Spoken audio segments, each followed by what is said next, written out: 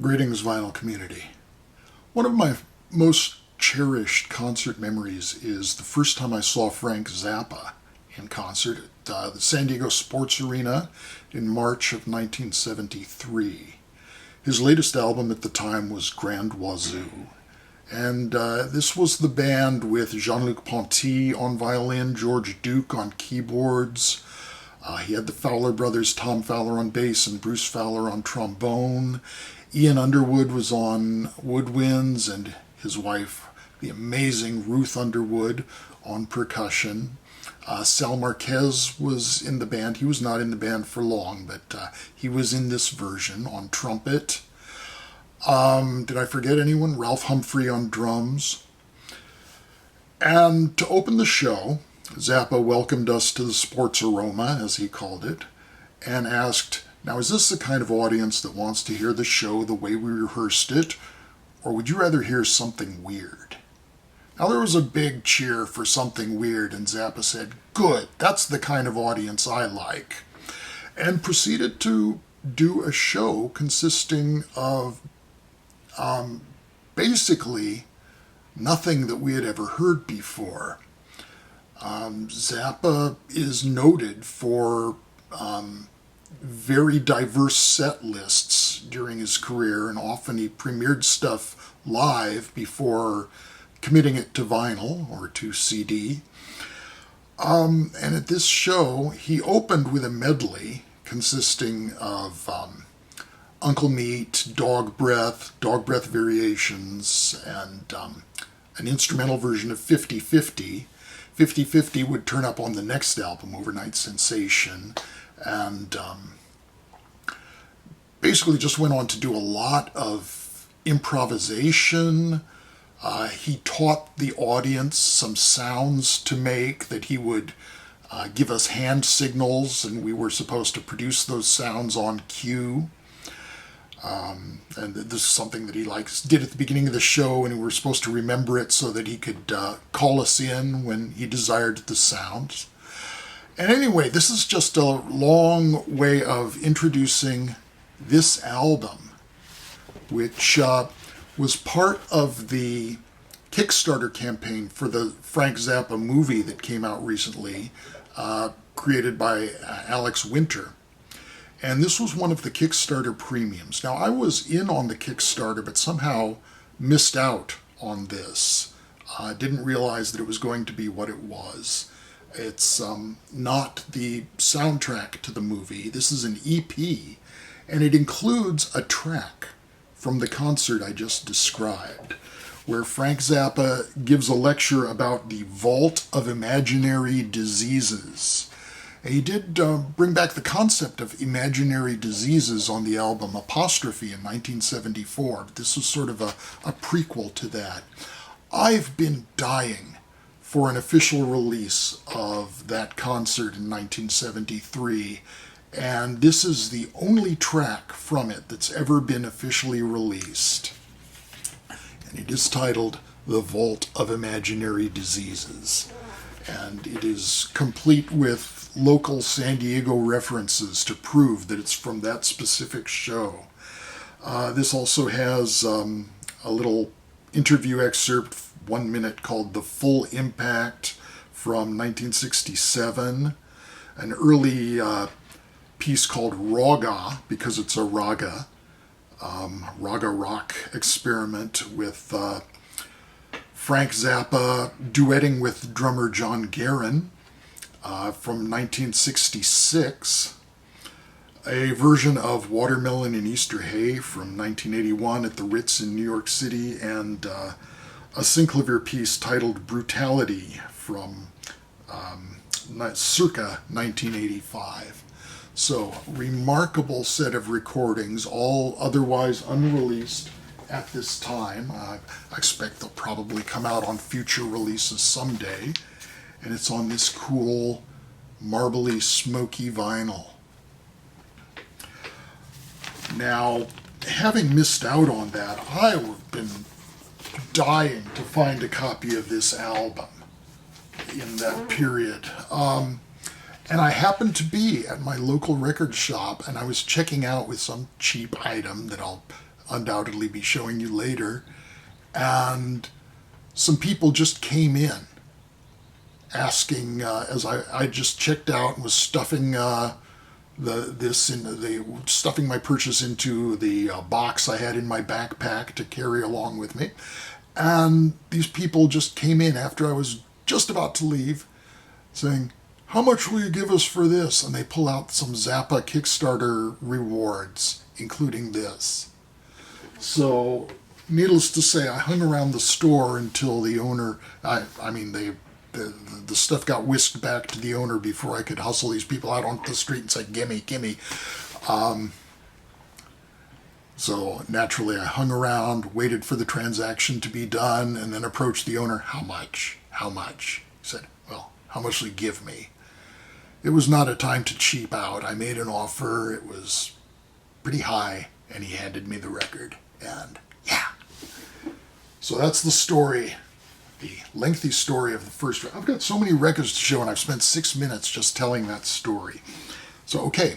Another one that's been very long in coming is this 11 LP box set from Important Records, Sonambient, the music of Harry Bertoia. Harry Bertoia was an Italian-born sculptor and musician.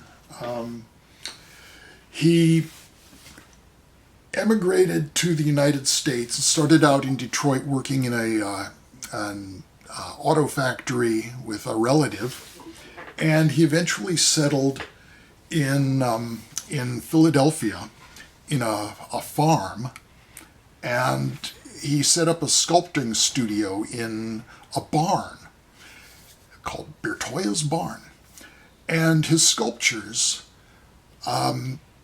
showed his interest. He discovered the acoustic properties of metal when he was bending a wire and became fascinated by the sound it made.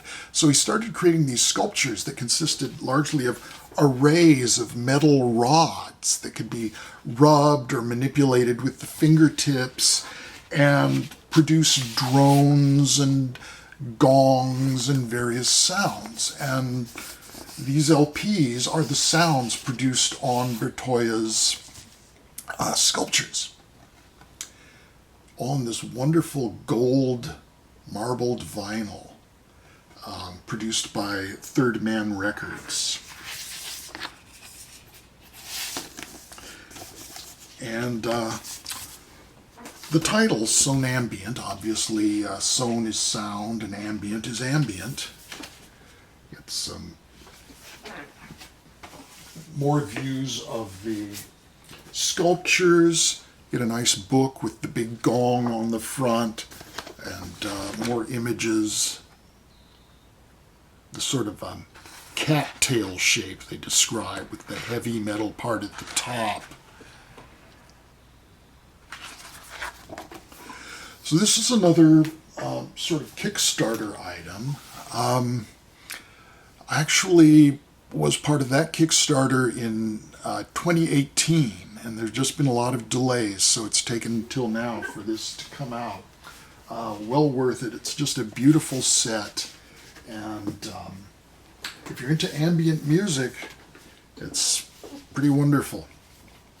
I showed the Japanese vocalist, composer, electronic musician Few last time. This is another album that I picked up from her, Voice Hardcore, and it truly is hardcore voice because it's all produced by vocal sounds. I like this one even better than the other one. This is a great album. If you want to hear something very much out of the way, Few, Voice Hardcore.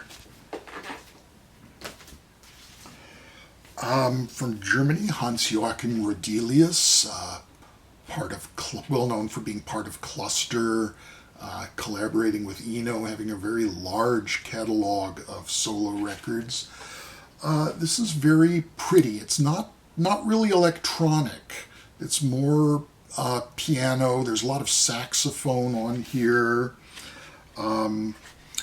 and lighter, more melodic, because Rodelius, who also has a a huge catalog of solo recordings. He's known for a lighter, more kind of Eric Satie inspired, I would think. Very sparse, melodic, and cheerful.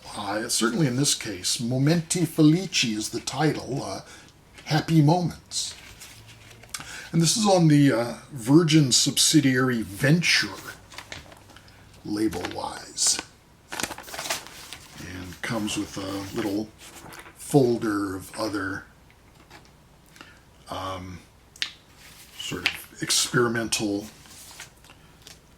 beyond New Age was their slogan on the hype sticker, Venture Beyond New Age.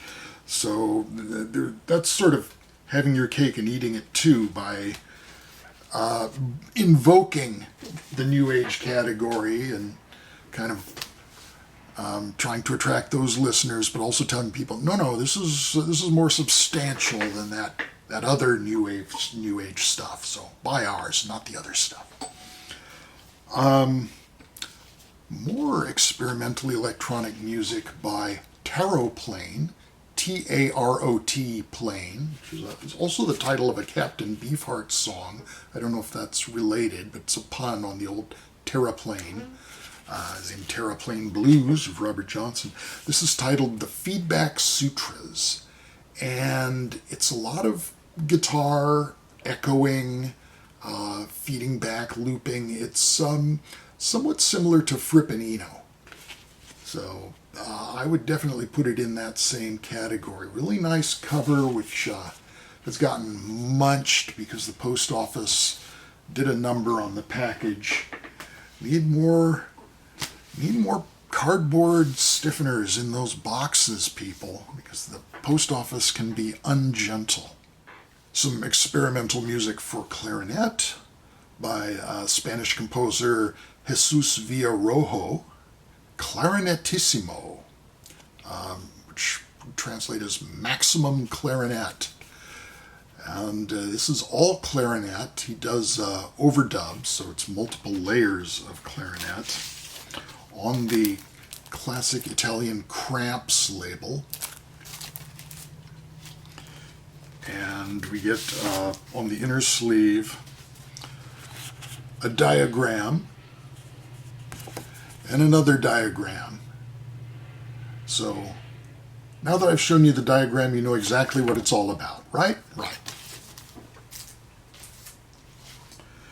Some electronic music on the Deutsche Grammophon Avant-garde series. I know nothing about any of these composers. Gottfried Michael Koenig, Zoltan Pongratch, and Rainer Rien. But it's all interesting electronic music stuff from the mid to late 60s. So that's when a lot of the most pioneering electronic music was being made. So I had to have this and really enjoyed it. More popular kind of electronic music, Robert Schroeder on the Innovative Connections label, Klaus Schulze's label, and Harmonic Ascendant. This is a really nice album. Again, I know nothing about Robert Schroeder. This was in the shop at the same time as that last LP. This is produced by Klaus Schulze. One side of it is somewhat in that kind of Berlin electronics vein, like Klaus Schulze, Tangerine Dream. The other side, the first side, it sounded more to me like kind of like Mike Oldfield. Maybe a little more sparse, not quite as inventive as something like Tubular Bells, but it had a bit of that DNA in it. So another nice instrumental album. For a nice vocal album, I don't see this one around very much. Richard and Linda Thompson, First Light.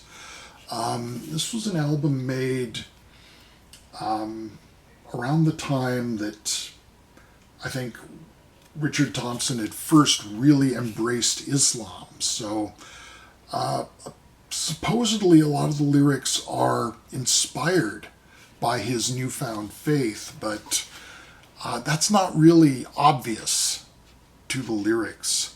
There is one really extraordinary song. This is not one of Richard or Richard and Linda's most highly regarded albums, but the song Pavan is just, I want to say it's a killer song, but it's about a killer. Magnificent song, though. Really nice instrumental, The Choice Wife, which is an introduction to another song titled Died for Love. Really can't go very far wrong with a Richard and Linda album or a Richard solo album. So this is from 1978. And from another planet entirely, songs by Tom Lehrer. Tom Lehrer's first album, originally recorded in 1952, or at least the songs were copyrighted in 52. I think the album may actually have been recorded a bit later. This is a British 10-inch pressing on the Decca label. 10 inches, 12 songs.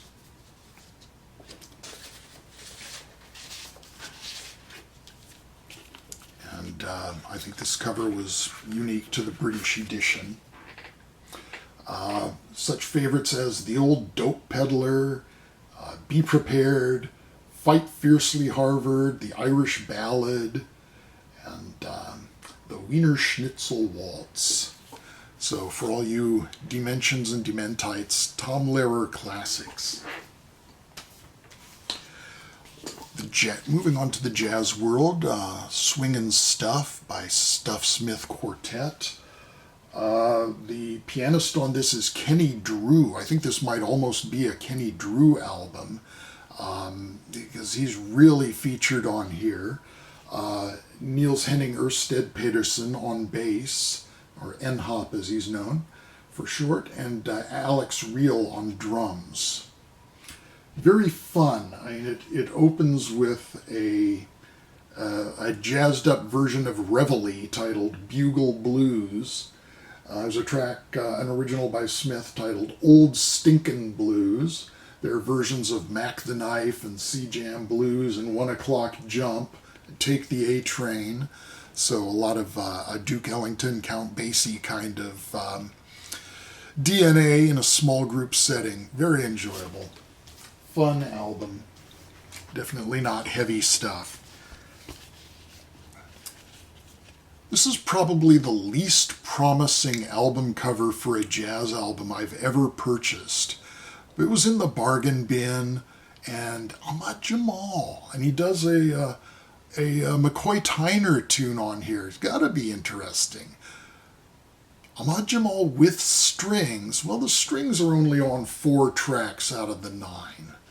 This is a really good album for the most part. Sometimes it gets a little slushy with those strings, but there's some great stuff. And Ahmad Jamal's piano playing sparkles, even on The Shadow of Your Smile, which is taken at an absolute dirge tempo.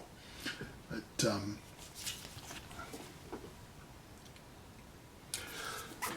5 out of the 9 songs are by just the Ahmad Jamal Trio. So, Ahmad Jamal Rhapsody from 1965. And this is on the Cadet label. Original inner sleeve there.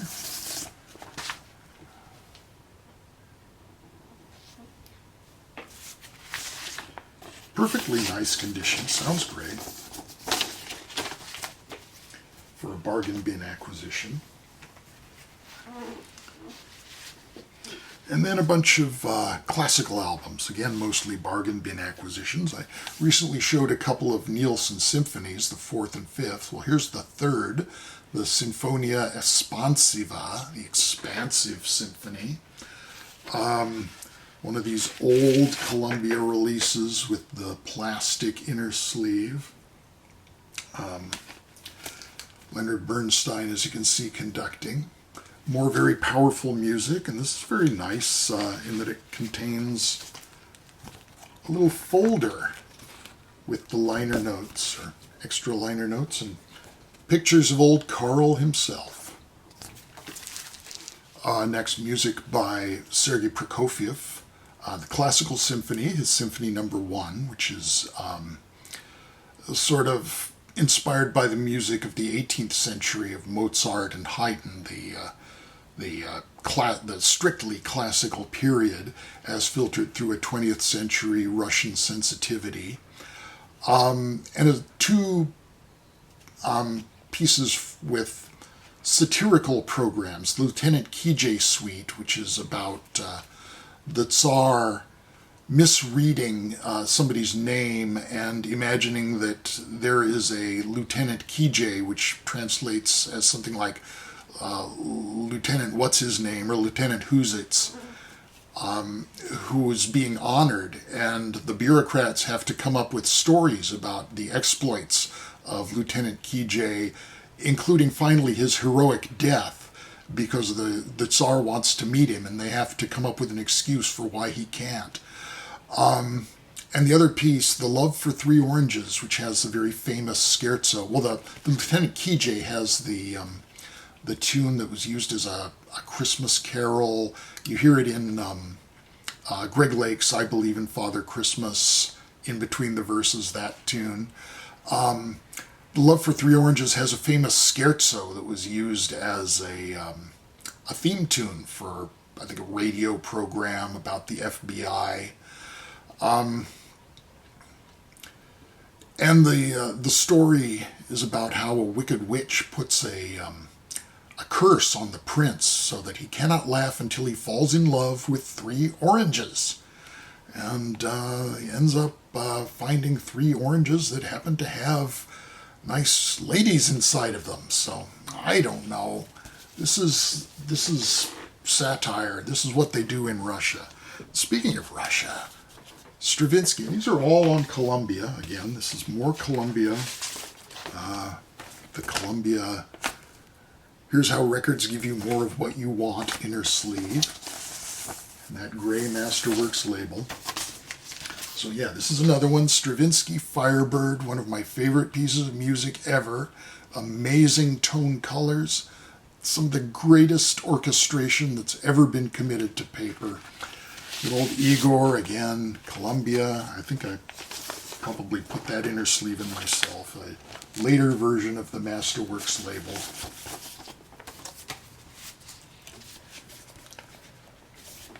And the composer conducting. He's not, Stravinsky has the reputation of not being the ideal conductor for his own music, but that's a great record, and the sound colors of the orchestra really show through. More modern composer Charles Warrenin with his Chamber Concerto for Cello and 10 Players. Fred Sherry is the cellist on this, and on the other side, Ringing Changes for Percussion Ensemble, with the percussion ensemble led by Raymond Desroches. Some great avant-garde music on the Nonesuch label.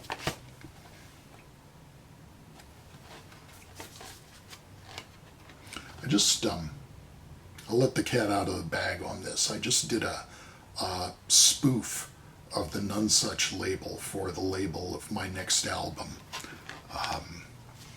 I've just finished it, so it's been submitted for CD manufacture, and then I'm gonna deal with a vinyl version later. Finally, Luciano Berio, Sinfonia. Gatefold production, yet again on Columbia. Here's How Records Give You More of What You Want.